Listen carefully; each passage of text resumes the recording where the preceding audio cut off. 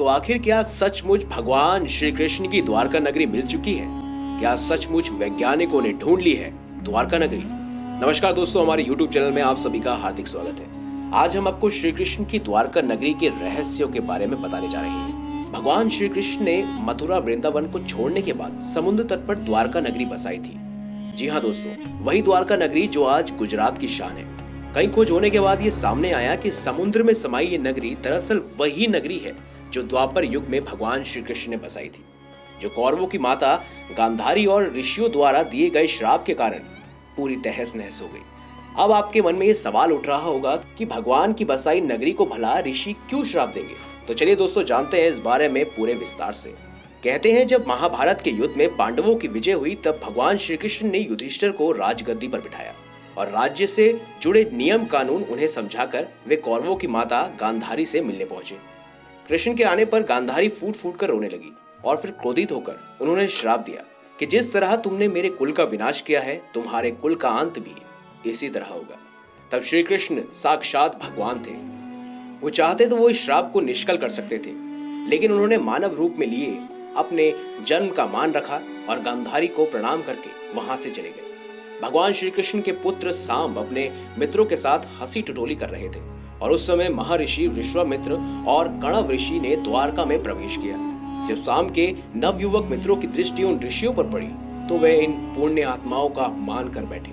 इन युवाओं ने सांब को एक महिला के वेश में तैयार किया और महर्षि विश्वामित्र और कणव ऋषि के सामने पहुंचकर उनसे बोले, ये स्त्री गर्भवती है, आप देखकर बताइए कि इस गर्भ से क्या उत्पन्न होगा।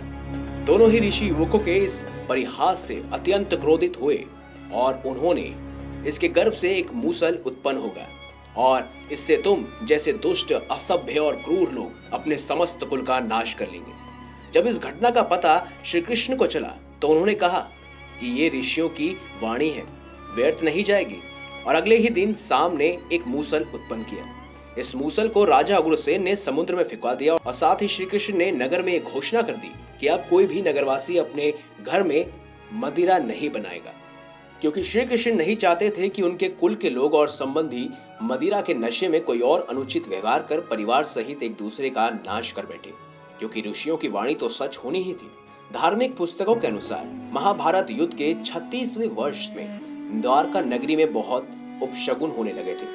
श्री कृष्ण ने सभी यदुवंशी पुरुषों को तीर्थ पर जाने के लिए कहा। इस पर सभी लोग द्वारका नगरी से तीर्थ के लिए निकल गए। प्रभास क्षेत्र में आने पर विश्राम के दौरान किसी बात पर ये लोग आपस में भिड़ गए और ये बहसबाजी झगड़े में बदल गई और झगड़ा मारकाट में बदल गया। इस दौरान ऋषियों का श्राप इस रूप में फलीभूत हुआ कि सांब ने जिस मूसल को उत्पन्न किया था उसके प्रभाव से प्रभास क्षेत्र में खड़ी एरका घास को लड़ाई के दौरान जो भी उखाड़ता वो एरका घास मूसल में परिवर्तित हो जाती। ऐसा मूसल जिसका एक प्रहार ही व्यक्ति के प्राण लेने के लिए पर्याप्त था। इस लड़ाई में श्री कृष्ण के पुत्र प्रद्युम्न भी मारे गए थे।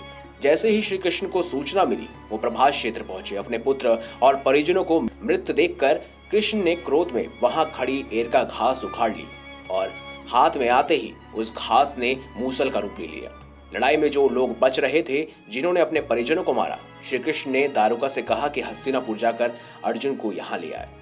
फिर बलराम को वहीं रुकने को कहा और स्वयं अपने पिता को इस संहार के बारे में सूचित करने द्वारका चले गए। कान्हा जी ने वासुदेव जी को इस नर संहार के बारे में बताया और कहा कि जल्द यहाँ अर्जुन आएंगे, आप नगर की स्त्रियों और बच्चों को लेकर अर्जुन के साथ हस्तिनापुर चले जाइए। दोस्तों, जब श्री कृष्ण वापस प्रभास क्षेत्र पहुंचे तब बलराम जी ध्यान अवस्था में बैठे थे।